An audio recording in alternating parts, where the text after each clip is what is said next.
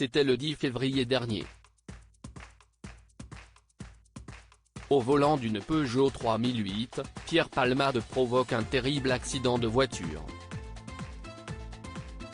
Alors qu'il conduit sous l'emprise de stupéfiants, le comédien percute une voiture qui se trouvait en face.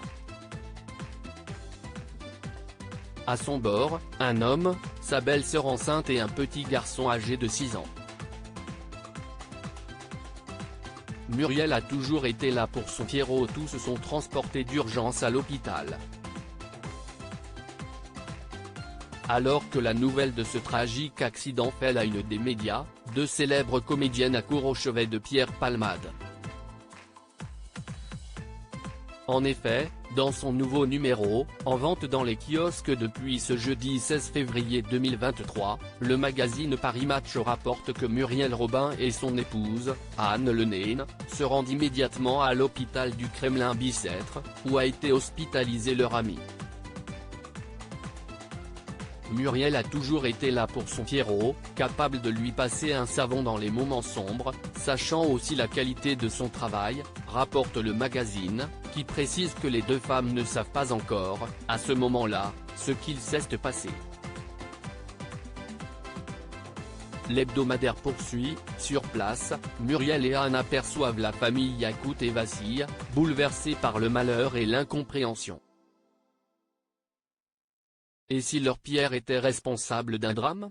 Muriel Robin et Pierre Palmade @Instagram. Très vite, les premiers éléments de l'enquête révèlent que Pierre Palmade faisait la fête depuis plusieurs jours et qu'il était sous l'emprise de stupéfiants. Une terrible addiction sur laquelle il ne s'est jamais caché. Toujours d'après nos confrères du magazine Paris Match, l'humoriste aurait replongé dans l'enfer de la drogue au mois de décembre dernier, suite au décès du producteur Franck Sora. Il a mal vécu la disparition brutale de son ami. C'est ce dernier qui lui a remis le pied à l'étrier télévisuel, l'accompagnant dans son émission La Fine Équipe diffusée fin 2022.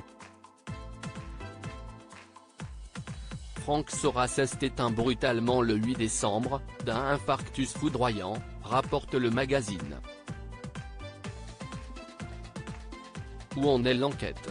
Alors que l'enquête sur ce terrible accident de voiture est toujours en cours, nos confrères du Parisien rapportaient ce jeudi 15 février 2023 que l'humoriste avait été placé en garde à vue pour homicide et blessures involontaires.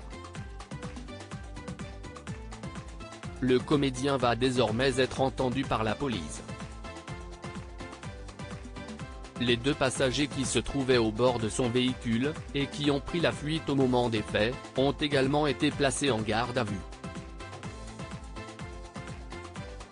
Tous vont devoir s'expliquer sur les circonstances de ce terrible accident qui a brisé une famille. En effet, la mère de famille, qui a perdu son bébé, est effondrée.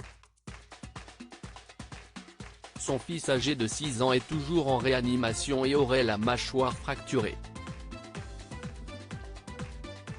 Quant à la troisième victime, un homme de 38 ans, il serait lui aussi encore en réanimation.